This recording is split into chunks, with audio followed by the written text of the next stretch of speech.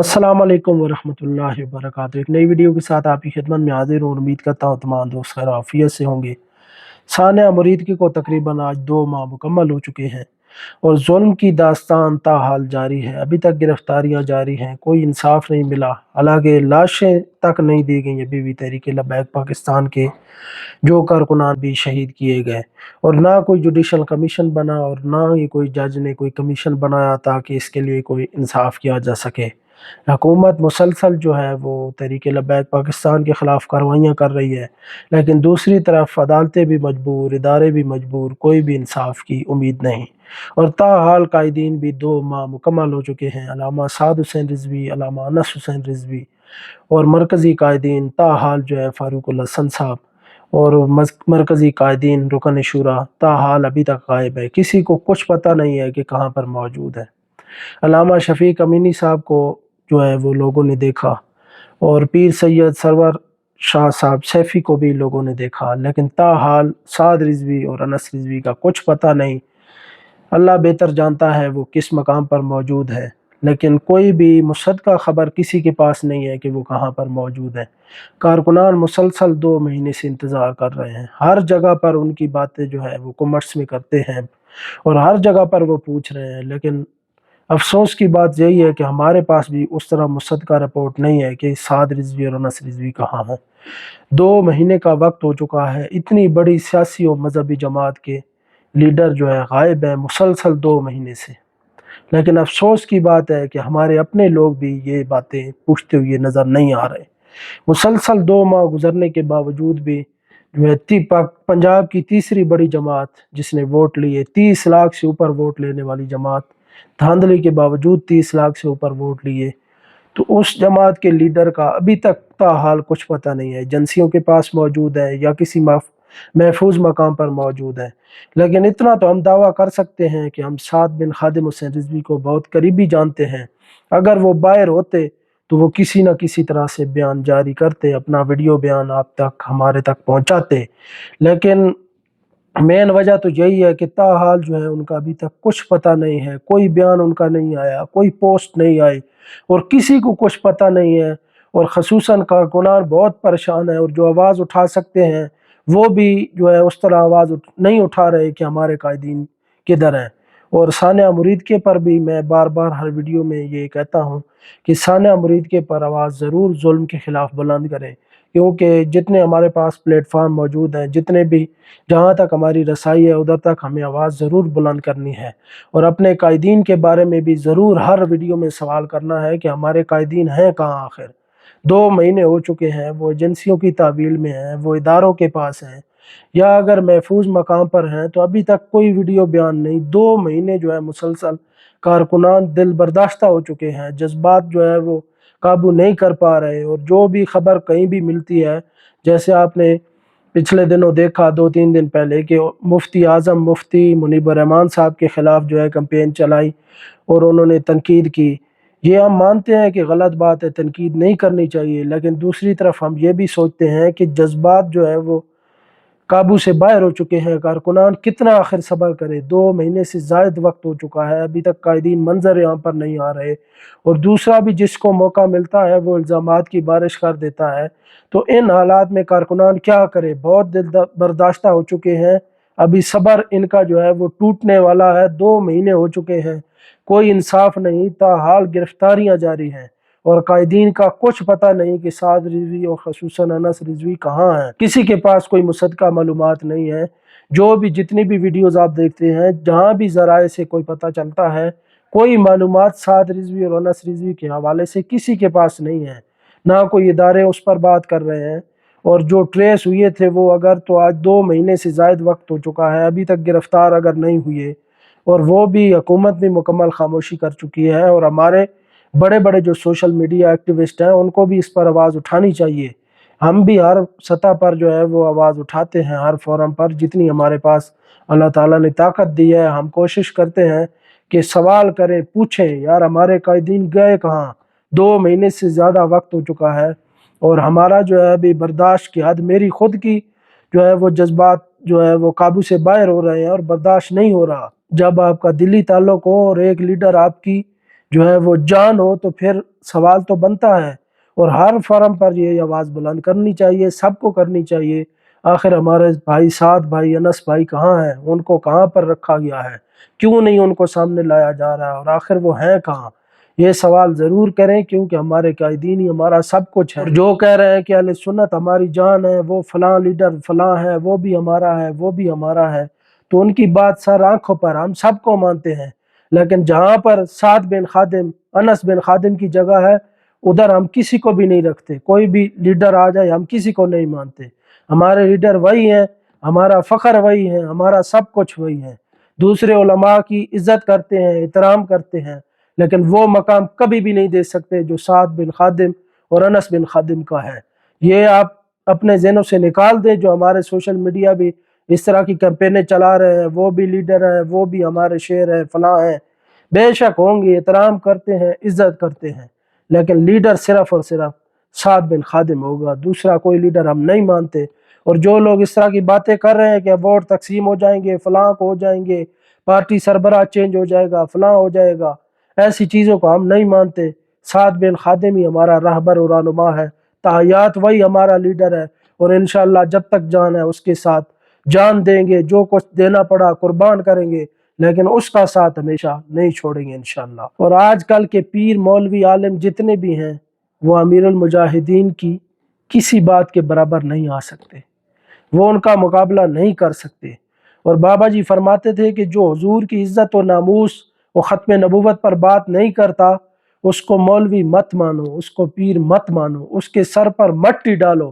جو حضور کی عزت و ناموس اور ختم نبوت کے لیے کھڑا نہیں ہوا، اس کو کوئی عزت نہ دے، کوئی احترام نہ دے، کوئی اس کی ویلیو نہیں ہے، کیونکہ کائنات میں اس سے بڑا کوئی مسئلہ نہیں ہے۔ حضور کی عزت و ناموس کے مقابلے میں کسی کی کوئی حیثیت نہیں ہے، سارے جہان جل جائیں، کسی کی کوئی حیثیت نہیں ہے۔ حضور کی عزت و ناموس اور ختم نبوت کا دفاع ہی اصل مسئلہ ہے اور اصل مقصد ہے ہمارا، اور ہماری جماعت کا نظریہ بھی وہی ہے۔ اور کل کی بات کروں تو مریدکے میں مردوں کی بے حرمتی کی گئی، انہیں کچرے والی گاڑیوں میں لوڈ کر کے قبرستان لایا گیا، اور بغیر نماز جنازہ اور غسل دیے مسلمانوں کو مریدکی کی سرزمین پر دفن کر دیا گیا۔ آخر وہ کون لوگ تھے جو لاوارث تھے، جنہیں نہ غسل دیا گیا، نہ ان کا جنازہ پڑھا گیا، انہیں ڈائریکٹ جو ہے وہ قبروں کے اندر اتار کر ان کو دفن کر دیا گیا۔ مریدکے میں بلدیہ اہلکاروں نے پولیس کی نگرانی میں انسانیتی حرمت کے منافی رویہ اختیار کیا۔ اطلاع کے مطابق نامعلوم اور لاوارث لاشوں کو بغیر غسل اور نماز جنازہ کے سپرد خاک کر دیا گیا۔ ذرائع کے مطابق لاشوں کو THQ ہسپتال مریدکے کے مردہ خانے سے کوڑا اٹھانے والے رکشوں میں لوڈ کر کے نئے قبرستان منتقل کیا گیا، اور ادھر ان کو پولیس کی بھاری نفری میں سپرد خاک کر دیا گیا۔ کہیں یہ لبیک والے تو نہیں تھے؟ کیونکہ لاوارث جو ہے وہ لاشیں بہت زیادہ گرائی گئی مریدکی کی سرزمین پر، اور THQ جو بھی اسپتال ہیں جہاں بھی انہوں نے غائب کیے ہیں، آخر 2 مہینے گزرنے کے باوجود ابھی تو ان کو دفنانا چاہیے تھا۔ اور شاید یہ ظاہر تو نہیں کر رہے کہ یہ کون لوگ ہیں، لیکن شاید شبہ وہی جاتا ہے، اور ہم وہی امید کر رہے ہیں کہ شاید یہ لبیک والے ہوں۔ جس طرح ان کی لاشیں گرائی گئیں، اور ان کو بغیر جو ہے وہ جو کل لاشیں اللہ کرے لبیک والوں کی نہ ہوں، لیکن ان کو جو ہے وہ بغیر نماز جنازہ اور بغیر غسل دیے ان کو ڈائریکٹ دفن کر دیا گیا ہے۔ آپ دیکھیں کہ ان سے انسانی حقوق کا قتل ہے۔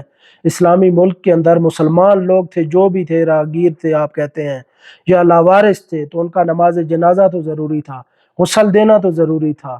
یہ آپ دیکھیں کہ کس طرح کا یہ قانون ہمارے ملک میں چل پڑا ہے، اور کس طرح کا ظلم و جبر کیا جا رہا ہے، اور طاقت کا استعمال کر کے لوگوں کو بغیر نماز جنازہ اور بغیر جو ہے وہ غسل دیے دفن کیا جا رہا ہے، وہ بھی ایک اسلامی جمہوریہ پاکستان کے اندر۔ اور بات کریں تو ضلع اٹک تحصیل فتح جنگ کے امیر مفتی شوکت رضوی صاحب کو اسلام آباد ایئرپورٹ سے گرفتار کر لیا گیا ہے، جب وہ عمرہ کی ادائیگی کرنے کے لیے سعودی عرب جا رہے تھے۔ اس وقت ان کو ایئرپورٹ سے گرفتار کر لیا گیا ہے، اور ان کو پابند سلاسل کر دیا گیا ہے، کیونکہ وہ تحریک لبیک پاکستان کے ضلع جو ہے اٹک کے اور تحصیل فتح جنگ کے امیر ہیں، اس لیے ان کو پابند سلاسل کر دیا گیا ہے۔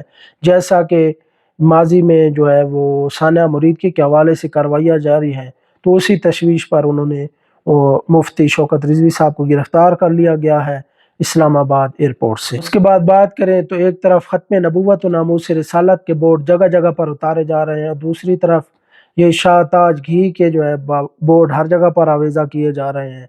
और माजी में भी आपको पहले भी बताते रहे हैं कि शाहताज शुगर मिल जो है मंडी बाउद्दीन के अंदर, वो भी कादियानियों की है, वो भी कादियानियों को सपोर्ट करते हैं उनके मालिक, इसलिए उसका बाइकाट करें। उनको गन्ना पहुंचाना, बेचना, उनके साथ इन्वेस्टमेंट करना, ये सब हराम है। रिस्क देने वाली अल्लाह ताला की ज़ात है, लेकिन कादियानियों के साथ किसी किस्म का कारोबार जायज़ नहीं।